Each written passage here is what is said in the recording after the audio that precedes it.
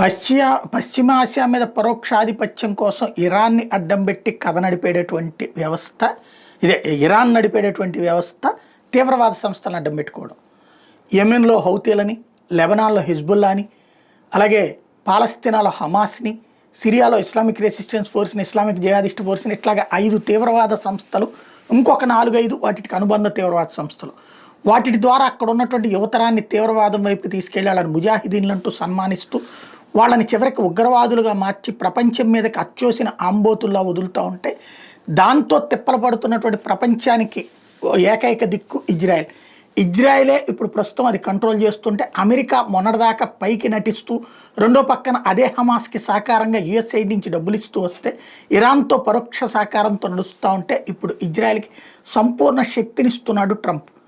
తాజాగా ఆ శక్తితోనే రంగంలోకి దిగిన ఇజ్రాయెల్ వెంటాడి వేటాడుతోంది.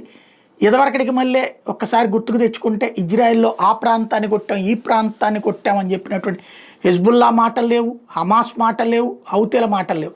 చివరికి వీళ్ళే ఎక్కడ బ్రతకాలో అర్థం కాక దాక్కుంటున్నటువంటి రోజులు.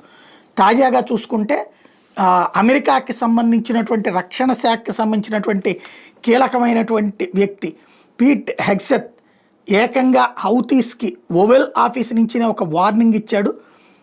3 వారాల పాటు హౌతీలకి చుక్కలు చూపెడతాం, ప్రాణాలు అరచేతిలో పెట్టుకుని పారిపోయేలా చేస్తాం, వరస్ట్ సిచ్యుయేషన్, వాళ్ళ జీవితంలో ఏనాడు లేనటువంటి వరస్ట్ సిచ్యుయేషన్ ఫేస్ చేయడానికి సిద్ధంగా ఉండండి అని ఒక చిల్లింగ్ వార్నింగ్ ఇచ్చాడనమాట.